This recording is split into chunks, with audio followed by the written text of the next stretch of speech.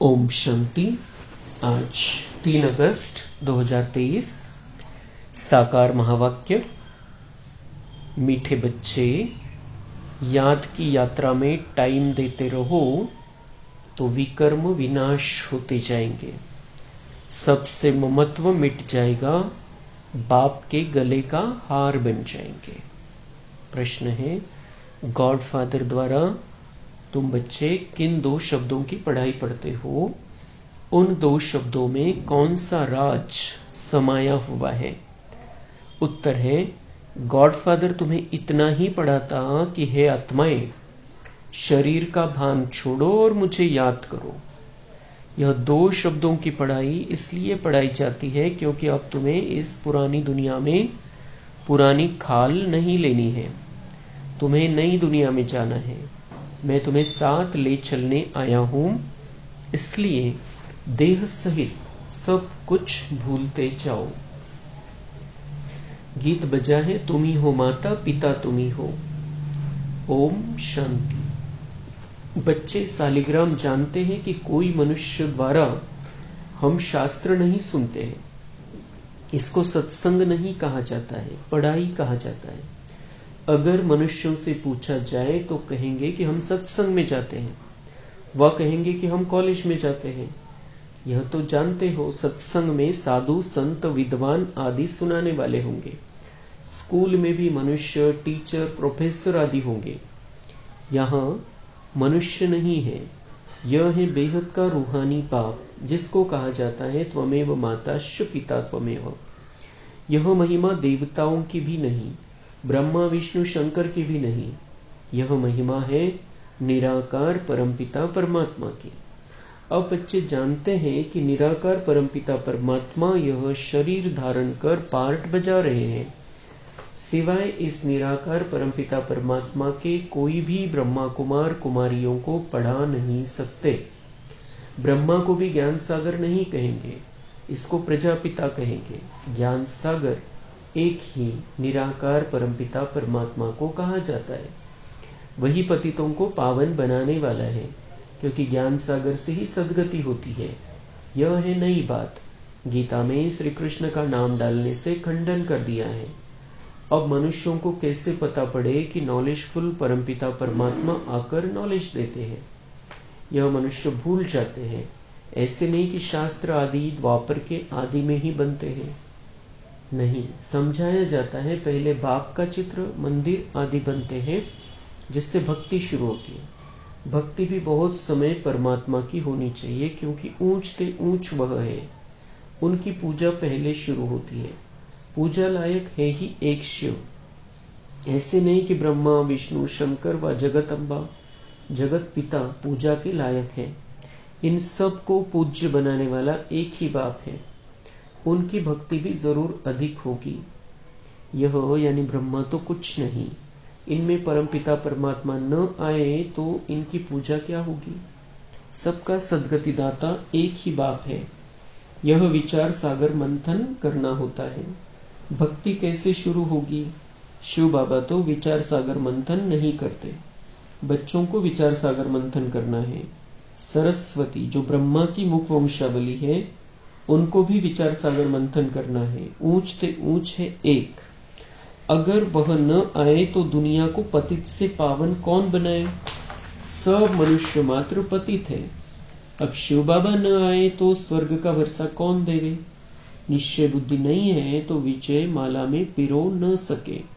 सपूत बच्चे सदैव गले का हार बनते हैं। बाप भी खुश होते हैं। यह बच्चा बड़ा सपूत आज्ञाकारी है। बहुत माँ बाप होते हैं जिनको 12-14 बच्चे भी होते हैं, जिनमें कोई कपूत कोई सपूत भी होते हैं। पतित पावन बाप के सिवाय पतितों का उद्धार कोई कर नहीं सकते हैं। तुम जानते हो कि गंगा नदी पर भी गंगा का मंदिर है, तो समझाना चाहिए कि यह गंगा फिर कौन है? क्या यह कोई शक्ति है जिससे पतित से पावन बनते हैं, वह पानी से पावन बनते हैं? बाप कहते कि गंगा पतित पावन ही नहीं है, सिवाय योग के कोई भी पावन बन नहीं सकते। इसलिए तुम्हें कोई गंगा स्नान नहीं करना है। योग का अर्थ है याद, बुद्धि का योग लगाना है। वह तो बहुत योग आसन आदि लगाते हैं, अनेक प्रकार के हठ योग करते हैं, उनको योग नहीं कहा जाता है। माताएं अबलाएं हठ योग को क्या जाने। मनुष्य स्कूल में पढ़ते हैं, उसमें धक्के खाने की कोई बात नहीं रहती है। कोई ना कोई इम्तिहान पास करते हैं, जानते हैं यह इम्तिहान पास करके यह बनेंगे। यहाँ भी तुम जानते हो यह भी इम्तिहान है। गॉडफादर पढ़ाते हैं, वह है पतित पावन, तुम्हारी है गॉडफादरली स्टूडेंट लाइफ। बाप पतित से पावन कैसे बनाते हैं? कहते हैं, हे आत्माएं, इस शरीर का भान छोड़ो, इस पुराने शरीर को छोड़ना है। पहले पहले तुम्हारा शरीर गोरा था, अब आयरन एजेड हो गया है। अभी तुमको नई खाल तो यहाँ लेनी नहीं है, क्योंकि यहाँ तो 5 तत्व ही तमो प्रधान है। अभी मैं तुम बच्चों को अपने साथ ले जाऊंगा। कल्प पहले भी ले गया था। मैं कालों का काल हूँ, सबको वापिस ले जाऊंगा। फिर तुमको अमरपुरी में भेज दूंगा। यह है मृत्यु लोक, छीछी दुनिया। इसलिए संगम युग को 100 वर्ष चाहिए, और तो हर एक युग 1250 साल का होता है। इस पिछाड़ी के संगम युग की आयु बहुत छोटी है। जैसे ब्राह्मणों की चोटी छोटी होती है, वैसे संगम युग की आयु भी छोटी है। फिर यह दुनिया खत्म हो जाएगी तो नए मकान आदि बनाने शुरू करेंगे। उसमें पहले श्री कृष्ण आता है। वह शौकीन है महल आदि बनवाने का। कोई तो बहुत शौकीन था ना, जिसने सोमनाथ का मंदिर बनवाया। बिरला भी शौकीन है, कैसा अच्छा मंदिर बनाया है। नंबर 1 में पूज्य है शिव बाबा। फिर भक्ति मार्ग में भी पहले सोमनाथ का मंदिर बनता है, सो भी कुछ समय बाद में बनता होगा। फिर पूजा शुरू होगी। अभी तो है घोर अंधियारा, रात पूरी हो फिर दिन आता है। बाप कहते हैं, मैं रात और दिन के बीच में आता हूँ। महाभारी लड़ाई भी है। लिखा हुआ है कि यादवों के पेट से यह चीजें निकली हैं, जिससे सारे कुल का विनाश हुआ।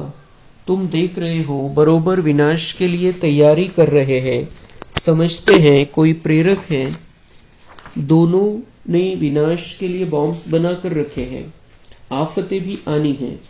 तुम तो प्रैक्टिकल में देख रहे हो, स्थापना भी हो रही है, विनाश भी सामने खड़ा है। समझो कोई ने विनाश नहीं देखा है। अच्छा, वैकुंठ तो देखते हैं ना।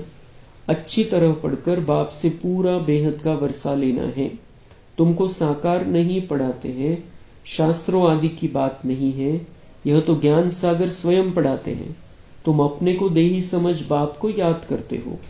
भगवान वाच अपने बच्चों प्रति कहते हैं, मैं तुम बच्चों के सम्मुख होता हूँ। जो मेरे बच्चे बनते उनमें से कोई सौतेले है, कोई मातेले है। मातेले बच्चों को ही वर्षे का हक है। संशय बुद्धि को सौतेला कहा जाता है। उनको वर्षा नहीं मिल सकता। वह फिर पुरुषार्थ अनुसार प्रजा में चले जाते हैं। मातेले राजाई में आ जाते हैं। वह बाप को प्यार करते हैं, बाप उनको प्यार करते हैं। गाते भी है ना, तुम पर बलिहार जाऊंगा, वारी जाऊंगा। बाप कहते मुझे याद करेंगे तो मैं तुमको मदद दूंगा। हिम्मत मर्दा मदद खुदा। और सबसे बुद्धि योग तोड़ एक से जोड़ना है। तुम कहते हो हम बाबा के हैं, यह सब कुछ बाबा का है। बाबा को हम कफन देते और बदले में स्वर्ग के बेहद की बादशाही का वर्षा लेते हैं।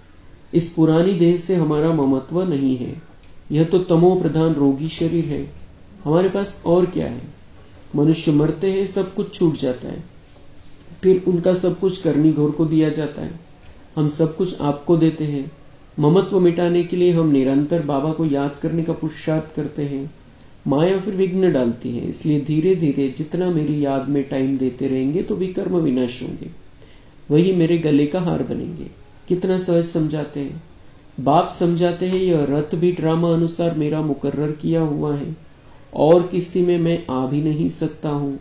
तुम भी कहते हो बाबा, कल्प पहले भी हम आपसे इसी ही मकान में इसी ड्रेस में मिले थे और आपसे वर्षा लिया था, तो कितना सहज है। बाप कहते कि सिर्फ मुझे याद करो और कोई भी तरफ बुद्धि न जाए। याद रखना, अंत काल जो पुत्र सिमरे, अगर किसी को भी याद किया तो फिर वहां जन्म लेना पड़ेगा। कहा भी ममत्व नहीं रहना चाहिए। अंत काल जो स्त्री सिमरे, बाप आते हैं पतितों को पावन बनाने। उनकी कितनी महिमा करते हैं। एक ओंकार, उनका एक ही नाम है। उनको दूसरा शरीर मिलता ही नहीं है जो नाम बदली हो। तुम तो 84 जन्म लेते हो तो नाम भी 84 पढ़ते हैं। बाप की महिमा में गाते हैं, निर्भय निर्वैर अकाल मूर्त। वही कालों का काल है, उन्हें काल खा नहीं सकता। मैं सभी को मुक्ति धाम में ले जाऊंगा। निर्वैर, मेरा कोई से वैर नहीं है। अकाल मूर्त, अजोनी, मैं जन्म मरण में नहीं आता हूँ। उनकी कितनी महिमा गाते हैं। गाया भी जाता है, दुख हरता सुख करता। कलयुग के दुख हरते हैं, सतयुग के सुख देते हैं। बच्चे जानते हैं भारत में सतयुग में जीवन मुक्ति थी, बाकी सभी आत्माएं शांति धाम में थी। याद पड़ता है ना? तो जरूर बाप जब संगम पर आए तब सभी को शांति धाम ले जाए और तुमको फिर सुखधाम भेज दे। कितनी सहज बात है। परंतु माया ऐसी है, जो यहाँ से बाहर गया तो भूल जाएंगे। जैसे गर्भ जेल में धर्मराज के द्वारा तुमको सजा दिलाता हूँ, त्राही त्राही करते हो कि हम माफी मांगते, फिर ऐसे पाप नहीं करेंगे। बाहर निकलने से फिर भी पाप करने लग पड़ते हैं। यह है ही माया का राज्य। सत्युग त्रेता में माया होती नहीं, वहां तो सुख ही सुख रहता है। अभी तुम पढ़ रहे हो, इसमें घर बार छोड़ने की बात नहीं। बाप कहते देह से सब कुछ भूल जाओ। तुम्हारा यह बेहद का सन्यास है। उन सन्यासियों का है हद का सन्यास। जंगल में जाकर फिर लौट आते हैं शहर में, नाम कितने बड़े बड़े रखवाते हैं। बाप कहते मैं कितना सहज समझाता हूँ।